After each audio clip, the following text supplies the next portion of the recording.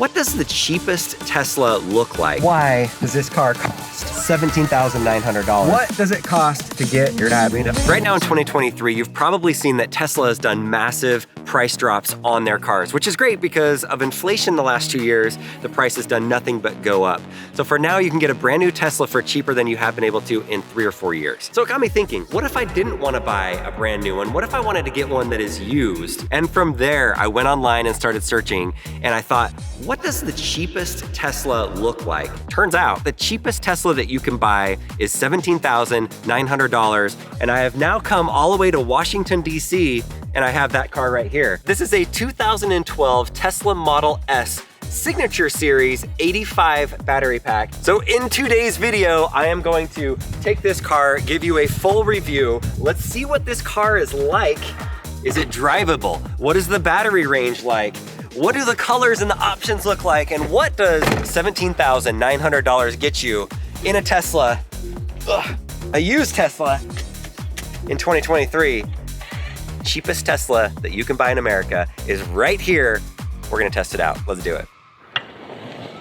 I saw this online and flew out here last night, and this is the first time I'm seeing the car. I drove it here to this park so we could get a full review. And it's an interesting vehicle. And the first thing that I need to point out, which is probably one of the more important things, if you look on the listing, it does say that it's a Signature Series. What the Signature Series means is, in 2012, when Tesla first made the Tesla Model S, people a few years before could make a $40,000 deposit, and they would pay $5,000 extra to get this Signature Series car. And what that meant is, this is one of the first 1,200 that ever came off the Tesla production line, and because you get a Signature Series, you get your car first before all the regular ones go out. So there is a bit of history to this. It is nice to have one of the first 1,200 ever made, but in reality, this is not a Signature Series. In fact, the VIN number is 2357. The listing is wrong. We'll talk to the owner and let him know he needs to change that. So again, one of those things that if it was a Signature Series, there would be a historical significance to it. When you do see some of the listings, you gotta double check all these things.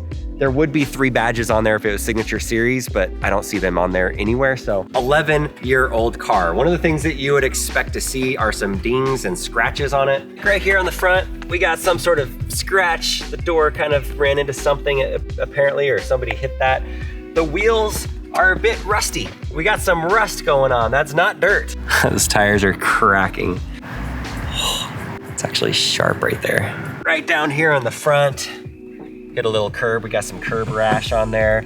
Looks like they put some green paint on there so that you can not see it as well. There's a clear bra that they put on just on this front part. It might have come that way, and it's scratched off right there. On the side, this part of the bumper is kind of coming off right here. You've got some curb rash right here on the rims. Door ding right there, just a little white. Little scratch right here on that part of it. Looks like it backed into something right here, so it's got a little mark on it. So nothing like major. For the cheapest Tesla in America, you definitely have some cosmetic damage on the exterior. But overall, I'd say the paint's in pretty good condition. It's this green color that they don't even make anymore, so it's a pretty unique color. It does have aftermarket tinted windows, and I'm a big fan of tint, especially in Teslas, because then you don't have to run the heater and the air conditioning as much, and you have a little bit of privacy inside of there, so that's nice. Right here, we've got a bit of a scratch. Not sure what happened there, maybe the garage door or something, but interesting little scratch on there. So yeah, some cosmetic damage on the outside. One option that this does have that was $3,500 extra back when they got it. See if it'll open. It does have a sunroof, and it works. Most of the Teslas in the last like 5 or 6 years don't even have the sunroof option. Our car that we used to have, our very first Tesla, I think it was a 2015, and it was a P85, it had the sunroof, and I actually really like the sunroof. Well, the most important thing about this Tesla of why the cost is really low has to do with right here. It is the battery inside of the car. Now, I saw it in the posting, I saw it in the listing, it said something like, the battery is limited to only 40 miles because it needs a new battery update. That sounds pretty big. And yes, when we got in this car, it had 37 miles range, and right now it has 34 miles range. So we drove it down here to this park. That's as far as you can go on it. Now, this is a common thing that I hear from a lot of people. They're like, how far can you drive on a Tesla? Like, what happens when you need to replace the battery? And that's a lot of people that have gas cars are scared to get electric cars because they're like, well, great, when the battery dies, you're in big trouble.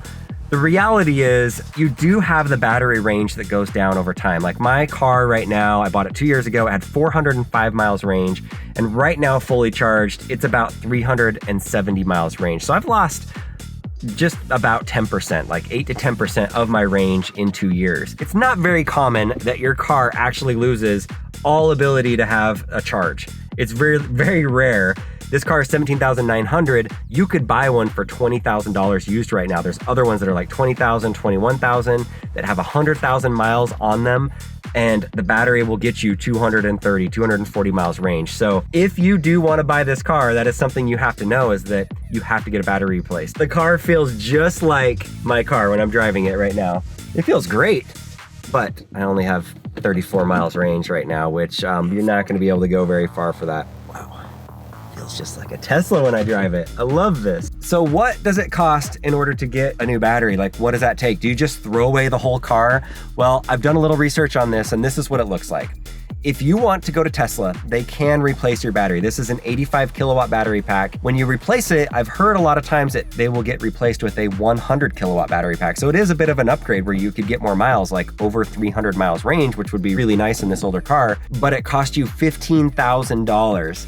So you buy this car for $17,000, or say you negotiate down closer to $15,000, it's gonna cost you the same amount of money, basically double of what the car costs, in order to get the battery pack. So you're gonna be into this thing $30,000 just to be able to start driving it. But you do have some alternatives. You can go on to eBay and buy a battery from anywhere from like $4,000 to $6,000, an entire Tesla battery pack from like a car that's been wrecked, but the battery's okay, and put it in yourself. Sounds super risky to me. Or have somebody do it for you for a few $1,000s. And in that case, you're looking at like $7,000 to $10,000. So you can do it for less. But if you do it versus Tesla doing it, there is a chance that you can't take this car to the Tesla supercharger and charge on that network. You could still go to the Electrify America and all the different chargers, charge at your house just fine. But there's a chance that Tesla says, hey, you put that battery pack in yourself. I don't know if you did it right, and we don't want to fry our superchargers or have the car catch on fire because you put it in wrong. So you can't charge here anymore. That could happen to you. So it does make more sense of why this car is cheaper. It's not just because it has a few scratches on the outside, but the battery totally needs to be replaced. Okay, we have 34 miles range in this. Let's give it a drive test and see what it feels like. What's that noise? Okay, the doors make a little bit of a weird noise, but overall, feels like a Tesla. Oh, there is a giant crack right here in the windshield. I think that did say that in the listing. It was like 15-inch crack in the windshield. All right, shocks over speed bump. Front shocks are a little squeaky. Here we go. Back shocks are money. I mean, it feels just like a Tesla. Like, that sounds weird, but it really does. It feels good. Suspension, not bad. It feels super luxurious, just like a Tesla. The steering is tight, the shocks feel good, the front suspension's a little bit squishy sounding, like not squeaky, but it does make a little bit of noise, but it's the air suspension that's inside of these, which you don't get in the Model Y and the Model 3. It does have the air suspension, which, let me see here, suspension, which yeah, we're in medium right now. You can raise this up to 16.9 or as low as 5.4. Gosh, this feels really good. All right, for the acceleration, this car originally did 0 to 60 in 5.6 seconds. It's not the performance model, it's just the 85 back in 2012, which 5.6 is not super fast, but it's quicker than most gas cars. So the battery is limited right now. We only have 32 miles range, so it's not going to let us go on the high end to go fast. But I'm gonna give it a little acceleration here just to see what it's like off the line. So here we go. 3, 2, 1. It's definitely limited. I'm gunning it right now, and we're at 35 miles an hour. It took that much time. It was like 5.5 seconds to get to 20 miles an hour. So it is slow, but I don't think it's because of the motors. I really do think it's just because, gosh, I keep doing the wrong turning button. I do think it's just because of the battery that's limiting it. I love Teslas. How did they make such good cars in 2012? You're buying a used one. It doesn't smell like it's smoky inside or moldy or like an old car smell. It smells just like a regular Tesla inside. we need to talk about the interior of the car.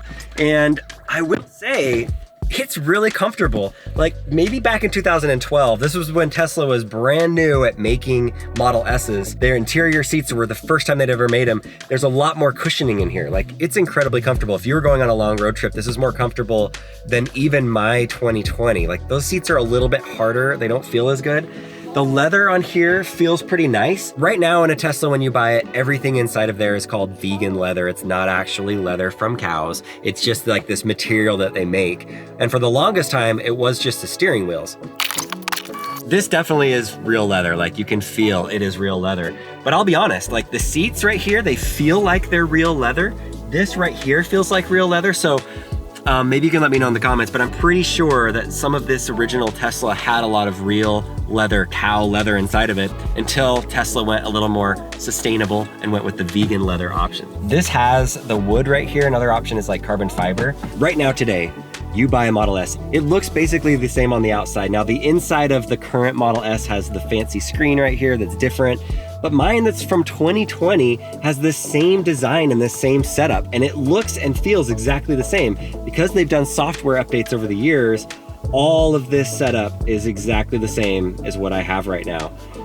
And that's kind of weird to me and amazing that how forward thinking was Tesla back in 2012 to have a car that basically looks the same on the outside and the inside as it does in 2023. It's impressive that the style was that good that people will still pay almost $100,000 for a car like this. And for me, it's really comforting knowing that I can get inside of this and I know exactly how to operate it, and it shows the power of over-the-air updates. There are some companies right now that are putting out electric cars in 2023 that don't offer over-the-air updates. You have to go into their service center and they like plug it in to do software updates on it.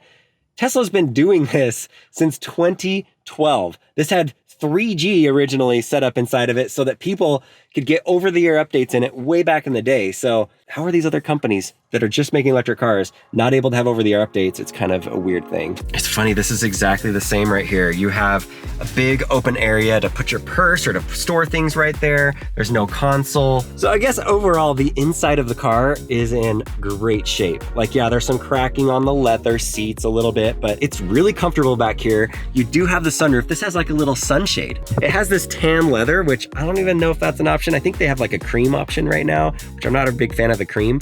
I didn't think I'd like this leather, but the color looks pretty good. So if you're buying a Tesla that's 11 years old, you could get inside of this and it really doesn't feel much different than what the 2020 feels like. You may not even notice a difference. So big value there. Buying a used one over a new one is that it still is in great condition on the inside. So kudos to the owners of this vehicle over the years. It's in really good shape on the inside. In the trunk, the back of this vehicle, we open it up, and inside there are not two seats here, which some of the ones in 2012 had the seat option in here where kids could sit in the back. We used to have that option with our kids in our very first Model S where they had like the seats that were rear facing. And honestly, it's not a very good option because there's no air conditioning and heating back here. I know it's still connected to the car, but it's mostly blocked. And so it would get so hot or so cold inside of the trunk that the kids would complain. And you had to be like under like 60 pounds or some ridiculous level. So you had to be really, really young to be back there. So it was a nice novelty, but I can see why they did away with it.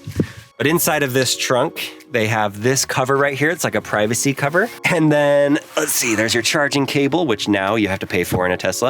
And then under here, more room for storage. So really, really large. Good sized trunk, just like the Model S today. How weird that you're buying the same car for $17,000 and it's like the same thing 11 years later. Kind of wild. All right, we have the key for this. Let's see if it'll open the front trunk. Hey, look at that.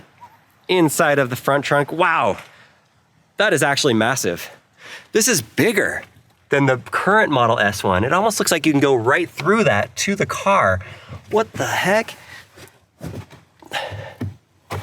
What's under there? Look at that. Okay, so you can fit a ton of stuff inside of here, and you have this extra section in here with a little net to save things from flying forward. This is the biggest front trunk in a Model S. Like, I've never seen one this big. I didn't realize back then that they made them this large. So tons of storage. You could fit probably a small body inside of here. A small person, not me, maybe me. It would be tight. It would be tight. I'm not gonna try it. All right, for those of you that understand Teslas and the exterior, I'm gonna give you a little quiz question here. What is different on the exterior that is noticeably different? It's the only major change, really, that Tesla has done in the Model S over the years. Go ahead, put it in the comments right now. What's different on this vehicle? I kind of pointed in the direction. I gave a little bit of a hint. So, go ahead and put it in the comments. I'm gonna give it a second to think about it. The answer to the trivia question that I'm sure you guys put in the comments is this right here. I think they call it the front fascia. So originally Tesla put this black little fascia thing, this cover here, because most gas vehicles have a grill because the air goes in and it cools down the engine. And so Tesla just thought, well, let's put it so it looks like there's a grill here, even though there is no need for that. After a few years, Tesla realized, we really don't have to have this here. And so now they make them like mine does. It's just metal, it comes down right here. And there is a company called Unplugged Performance that you can go to where you can replace, if you have one of these, they can replace it and actually make it look like the newer refreshed one. So this is how you know something is older. It's a 2012 to, my guess is 2015, maybe 2016. That's when they swapped out this front for the actual different one. But other than that, you really can't tell a difference. And even with that, the car still looks pretty much the same if you're driving this, and it feels the same when you're driving it as the newer ones. This is the charging port. This is what you get in all of the different Teslas. This one's kind of funny. There's like green and blue lights. I think some of the lights are broken on it. When you have a Tesla, you do actually have to pay for your supercharging. Not when you're at home. I mean, you pay whatever your electricity costs are at your house, which at my house, it cost about $6 to fill my car up from empty all the way to full. So definitely still cheaper than what it would cost to put gas inside of a car. Some places may vary. My energy costs are 0.06 per kilowatt. So it's 6 cents a kilowatt, really, really cheap. But when you buy an older Tesla, like this one right here, comes with lifetime free supercharging. So you could buy an old supercharger, never charge the thing at your house, only charge it at the Tesla superchargers. You never pay for gas. You never pay for electricity. I don't know how that works if you did put a new battery in this and it's a 100 kilowatt battery. Does that do away with the free supercharging you get for life? That's a question I don't know, but I would imagine because you have the 2012, you're going to continue getting free supercharging. These lights are really funny on this charger port. It's not supposed to be that way. The Tesla Model S does come with a key fob. It looks like a little Hot Wheels car. It says Model S on the back. The Model 3 and the Model Y these days, you don't get that with it. But even with this old one, if you push the button one time, it locks it up. It closes that. And if you push it twice, it opens it up.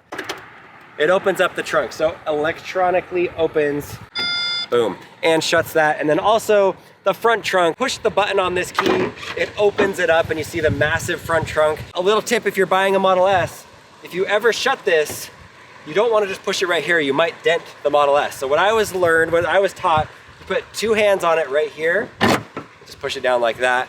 And of course, if you walk up to your car, usually it knows that you're there and it'll unlock for you. So key fob's kind of cool. Usually the left-right blinker is on the top part, but up here, that's the cruise control knob. They've switched that since. I keep hitting it and throwing the car into cruise control.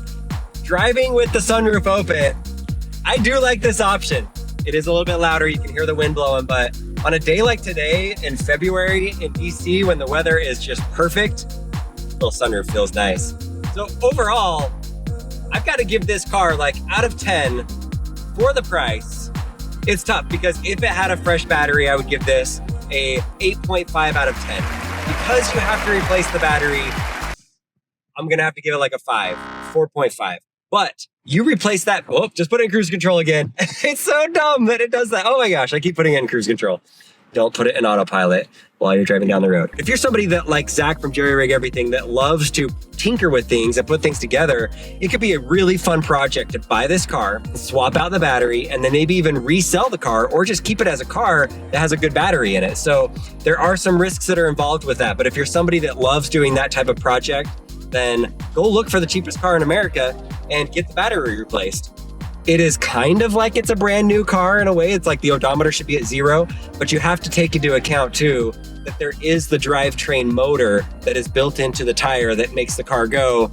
And that also could have a limited amount of range depending on how much this car was pushed over the years.